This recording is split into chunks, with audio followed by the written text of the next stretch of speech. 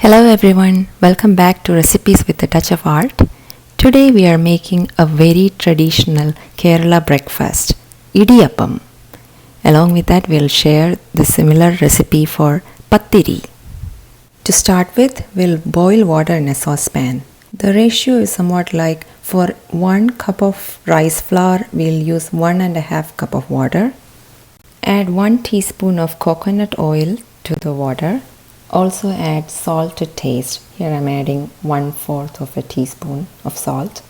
I have taken only 1 cup of water, so I'll be adjusting the amount of rice flour according to that. While we wait for the water to boil, let's roast some rice flour.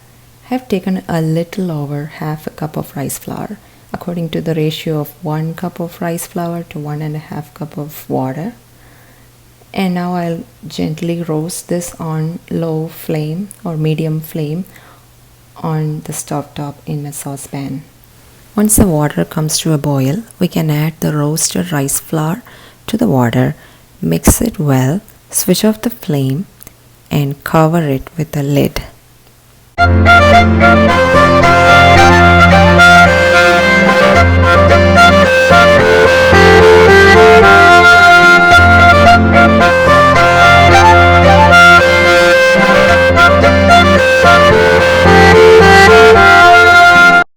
Adding the rice flour into the hot water and covering it in steam for 15 minutes will make the rice flour cooked halfway through, and we will be able to knead it into a nice dough after 15 minutes.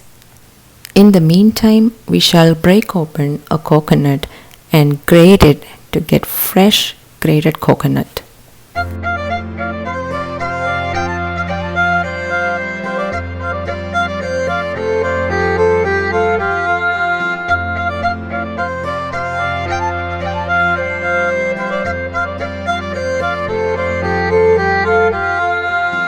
After 15 minutes, the rice flour is ready to be kneaded into dough. As you can see, it's easy and soft to make the dough here. If more moisture is needed, we may add a few more drops of water. It's key to make the dough while the flour is still warm. If we make the dough in this way, we'll get perfect dough and soft idiyappam. In the past, when I tried to make idiyappam for the first time, I made a very flaky dough because I did not use this hot water to make the dough. Now is the time to boil water in a pan and use this idli maker or any other steamer to make the idiyappam or to steam the idiyappam. So I am using this idiyappam maker. It has this attachment that will help make the right noodle-like shape for the idiyappam. After filling the dough inside the idiyappam maker, I'll cover it with another attachment. Any shape is okay. This will help to reduce the amount of dough that is left over in the idiyappam maker towards the end. While we were talking earlier, I had already oiled the idli maker pans. We may also add some grated coconut to the idli maker pan so that the idiyappam won't stick on to the bottom. Turn the idiyappam maker.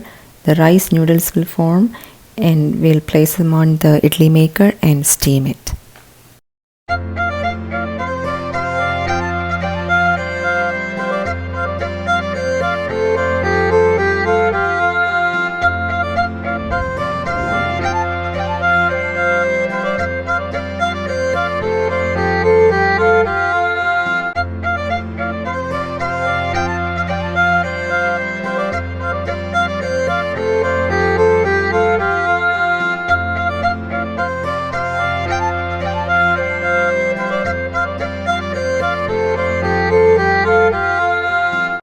Adding some grated coconut on top will help to prevent sticking and also adds a very nice flavor. Cover and steam for about 10 minutes. As you can see, due to the second attachment technique, very little bit of dough is left behind.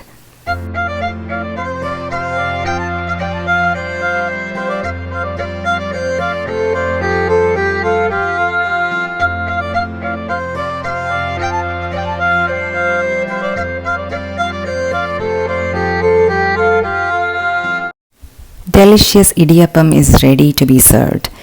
You can serve it either with protein-rich curries like chicken curry or egg curry. Kids may love it with some sugar and coconut milk.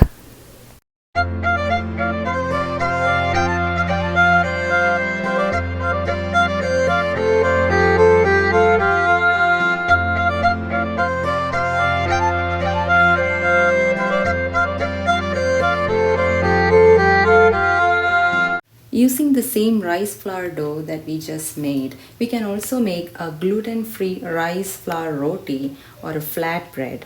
It is called pathiri. To make pathiri, first we need to make small balls of dough.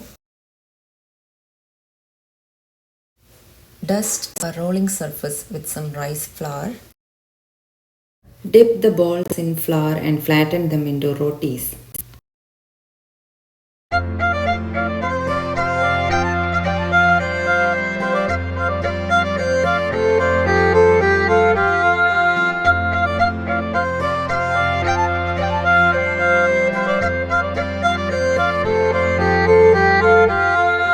If you would like to make perfect shapes, you may use the edge of a cup to make round shapes. You may also use a cookie cutter. The key is to have the rotis of even thickness. Only in that case will they get cooked evenly. The leftover pieces may be used again to make pathiri, else you can use them to make another dish which I'll show at the end of the video. Heat an iron pan and place the pathiri on the pan. You need to cook it for a few minutes on each side. They will also puff up very similar to whole wheat rotis. Now we need to be careful not to make them very hard. That is, if we leave them on one side for a long time, the patiris may go really hard like a papad. We don't want that to happen. If you press them gently on each side, they will puff up easily.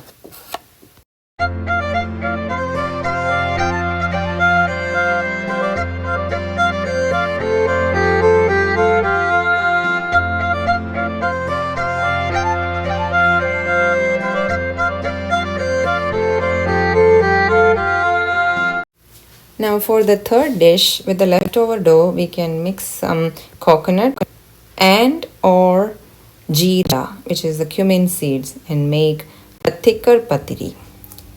And I don't mind what shape it is, so I don't use any cookie cutters.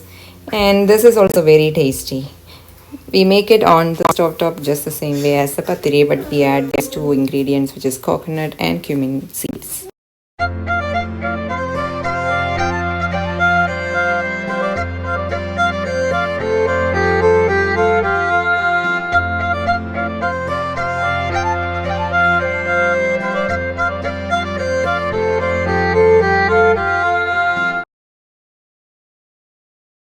Since they are so small, we can make multiple patiris on the stove top at the same time.